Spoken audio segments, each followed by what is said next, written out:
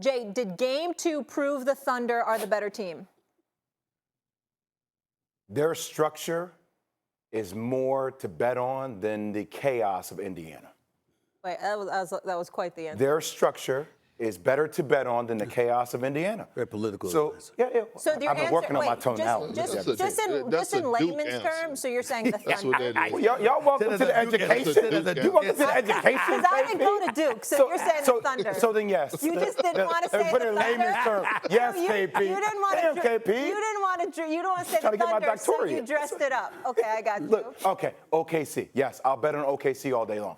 My thing is, I'm tired of seeing Indiana is great when the game gets down, but like, why do I need to keep watching games to wait until they're 20 points down? Why are they always playing with a deficit?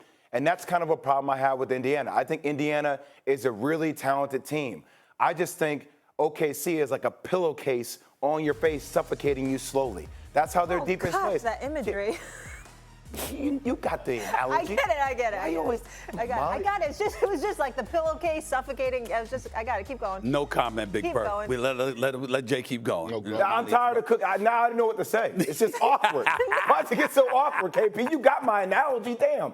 All I'm trying to say is What's your fault? What's your fault? Thank you. Thank you. Goodness. Thank you, Big Bro. I'll I'm just trying to do my job. I'll just go That's all I'm trying to do. KP, it's OKC just because I don't trust it. And first off, like, yo, look, man.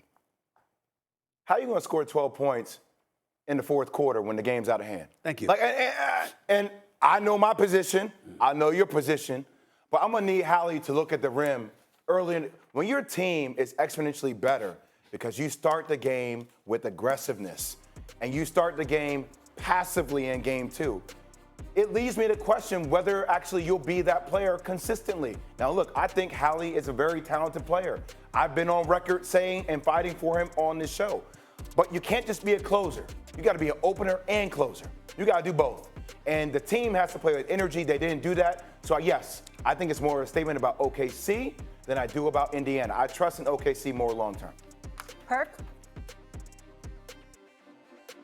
The Oklahoma City Thunder is the better team by far, Molly, Stephen A., Jay Will.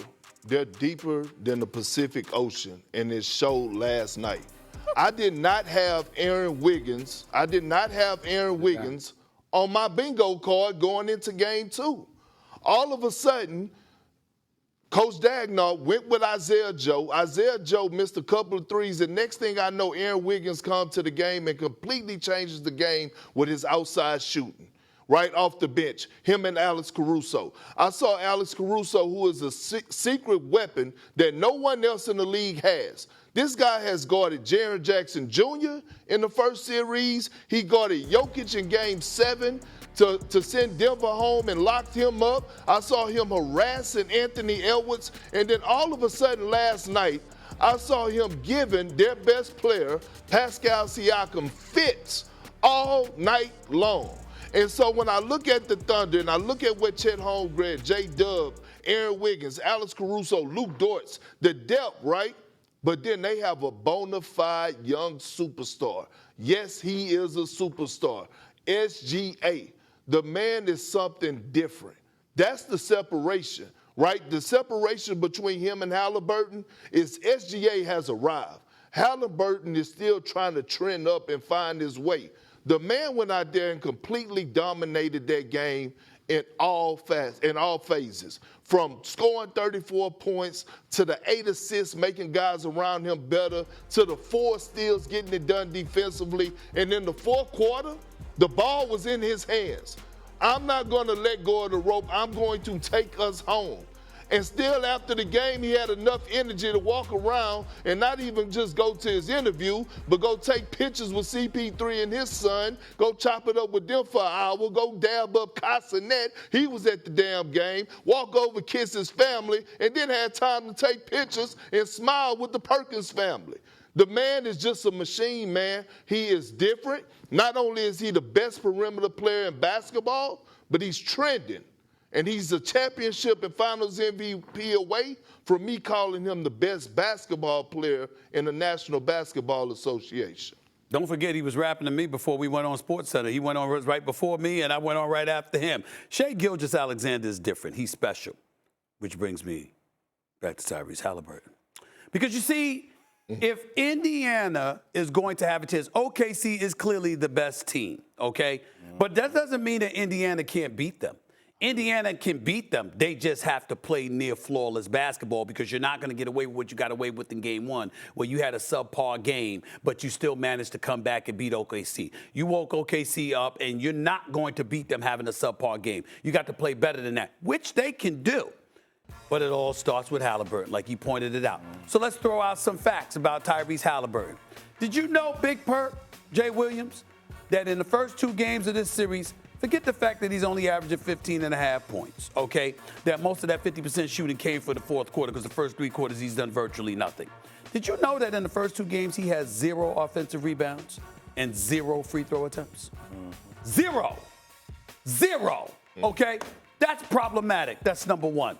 Did you know that in the first half he's averaging 4.5 points on 33% shooting in the first half I feel like of I'm these in 2 the NBA courtroom finals? right now. Continue. Excuse me? I feel like I'm in the courtroom right now. Continue. Yeah, I'm just saying, good. Law and order. Yeah, that's keep right. going. Here's the deal, right? You know that, right? They killed you quick. So let's get that out of the way. Carry on. Let's not forget. Excuse me. Don't disrupt the flow over something they like that. killed you Flow with quick. me. Flow with me. I'm your teammate now. Here's the deal. Let's go in the court. We got to go that, right? Haliburton. They got this number here where they said when he scores 20 or more points, the Pacers are 32-4 this year. They said that his record, the Indiana Pacers record, when he scores less than 20 points, is 27-28. Do y'all know that means that there have been 55 games this year where he has scored less than 20 points? But we talking about him the way we talking about him. Who does SGA's game remind you of? So to me, y'all, he's a blend of AI and Kobe. So his slitherness, the way he gets through gaps, the way he moves with the herky-jerkiness, it's not the same crossover. I get the signature AI move. But just watch his movements when he has the ball in certain spots of the court. There's that same kind of feel, slitherness, flow, rhythm to how he moves. And then Perk, SA, when he gets to his operational zones, this is where his game has become different. There's a lot of Kobe Bryant footwork in there with the way he can pivot, reverse pivot. And shoot. Like the shot mini mimics game, Kobe. right? So like Was telling me that last night. Perk, it just feels like the pure combination between the two, but he's 6'6", but he still gets to angles of attack. One of the things I used to hate about AI is that he would attack your thighs. What do I mean by that? Like he would get down so low, he would be able to get by you side to side, and he'll make you lean east to west, but he was so vicious when he went north to south. And every time I watch him, his game, to me, seems like a perfect blend of those two. What do y'all think? Perk, what do you think of that AI and Kobe? I think Jordan, well, I know Jordan was 6'6" with long arms. Kobe was 6'6" with long arms. And SGA is 6'6" with long arms. That's enough said in itself. He's mimicking those 2 guys, minus the athleticism. Now, SGA have enough athleticism. Every now and then you'll see him go up and snatch the screws out the rim, but he finishes around the basket. And more than anything else, he gets to that mid-range. He was second in the regular season in mid-range jump shots behind DeMar DeRozan this past season. He was first he's first in the postseason right now when it comes down to the mid-range jump shot. And so when I look at SGA and I'm looking at how he's getting there, yes, he can take you off the dribble, 1-2 dribble pull-ups, in and outs, between crosses, whatever you want to call it, he's getting to the spot. But he also has a post game. He's also physical as hell. He'll hit you with that shoulder. We saw what he did to his cousin in Minnesota.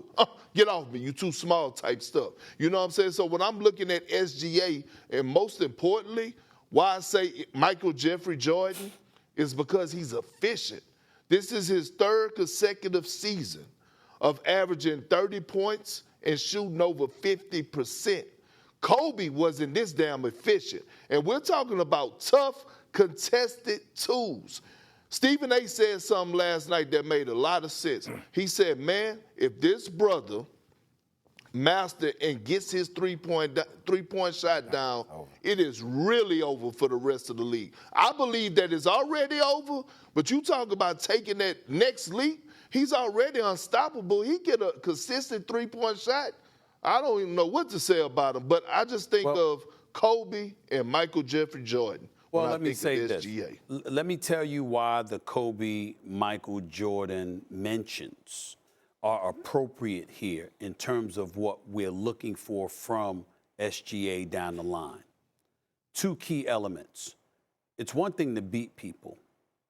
It's another thing to demoralize them.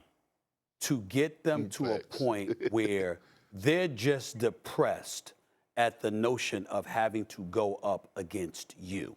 That's number one. Number two, think about the stars, the Ant-Mans of the world, and others that are in this league that were having aspirations. This man is standing in everybody's way right now. If he wins this championship, he's not going away. He's going to be around. And everything that we thought about and we aspired for cats like Ant-Man and others is all of a sudden going to fall by the wayside because the question is going to be, can you get past that brother? Think NFL. Think of Lamar Jackson. Think of Josh Allen. Think about how great they are.